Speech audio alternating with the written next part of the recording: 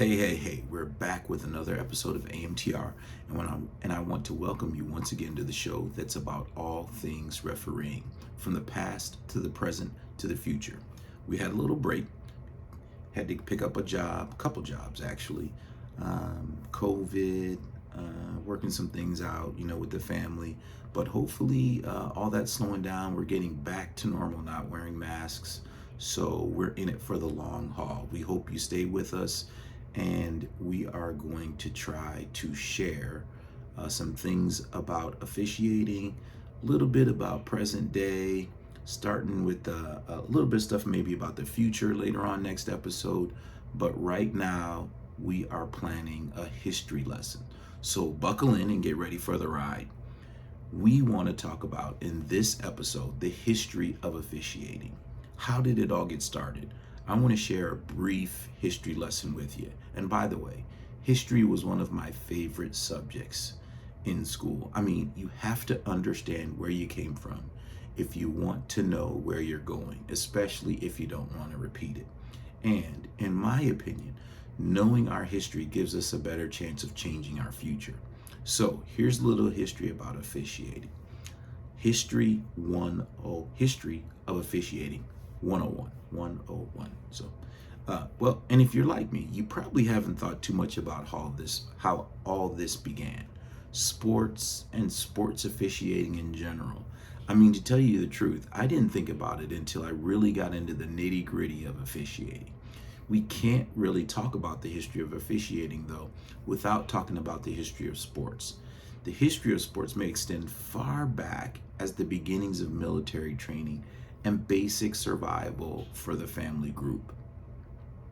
I mean, way back, BC times, competition was used to determine whether individuals were fit for military service or to seek better conditions for food, survival, and sustenance. I mean, we can talk about early sports like Kuju or Ulama, but those sports were really just warm-ups for the ancient Olympic Games. We'll get into the history of the modern day sports at some point, but we're going to specifically talk about the ancient Olympics because that's the initial point of when and where officiating grew out of, those events. And it was primarily sports like the javelin, there were running events, long jump, rather, not high jump, and equestrian sports that were being played during those ancient Olympic events. So we've got a lot to tackle, and we'll get into it. Tackle. Did you get that? Tackle. So we are going to talk about all those things, but there's a lot to cover. So we're going to start with basically those ancient times. And when I think about the origins of sports or officiating way back in ancient times, I kind of try to conceptualize what it was like. I mean, I envision a guy in the Paleolithic days, black and white stripes, calling a baseball game, like where they were using tree limbs or something like that, or rocks. I mean, it's just like the Flintstones or something like that, right?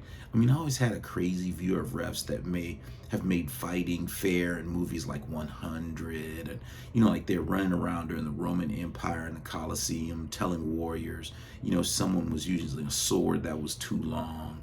Like refs pick a stick like after lacrosse games and measure it to, to tell whether, like they're disqualified for using a stick that's too long.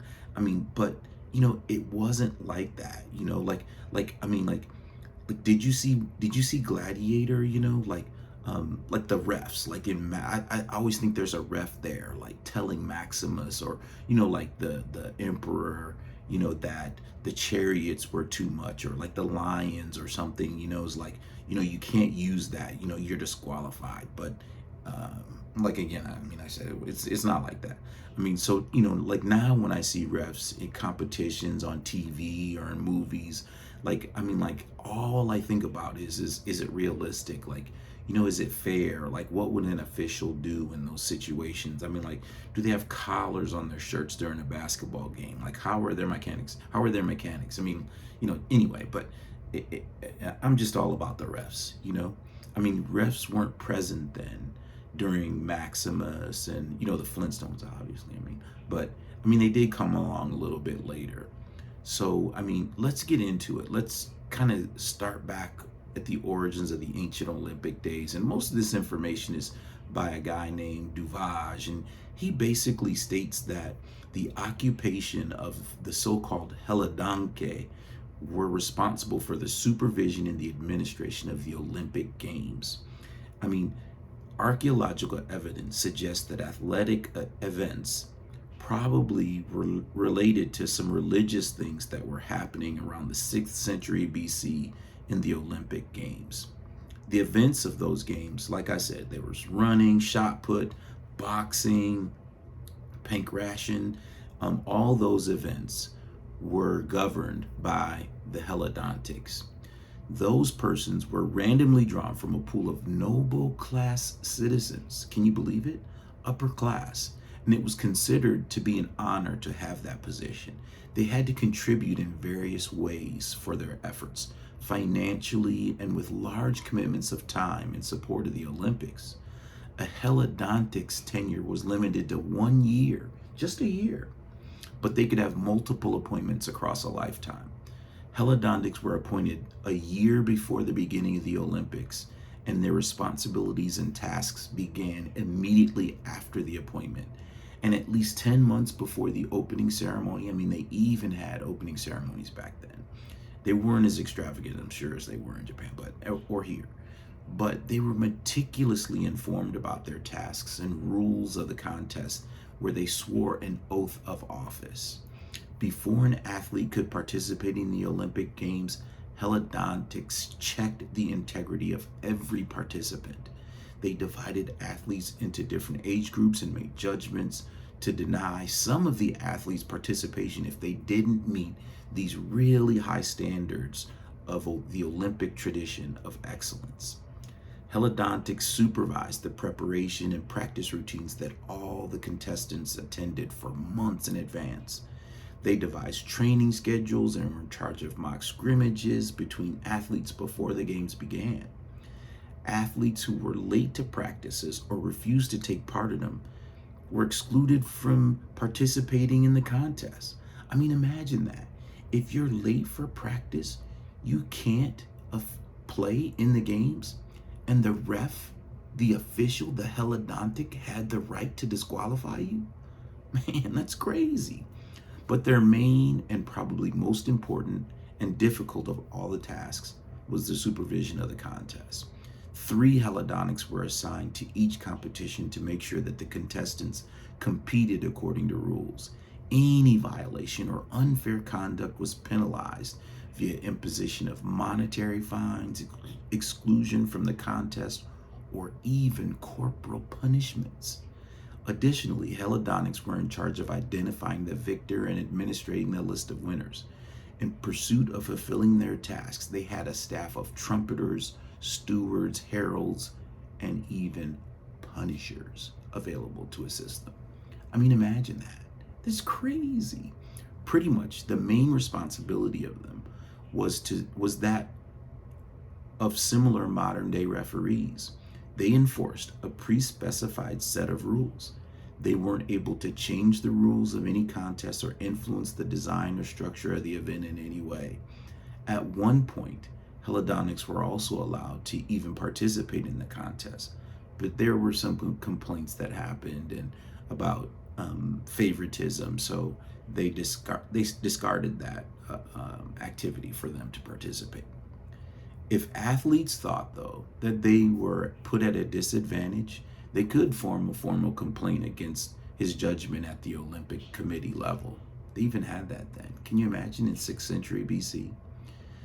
But if the complaint was justified even, it didn't lead to an overruling of the decision, but it just led to the Helodontics being fined, the officials being fined.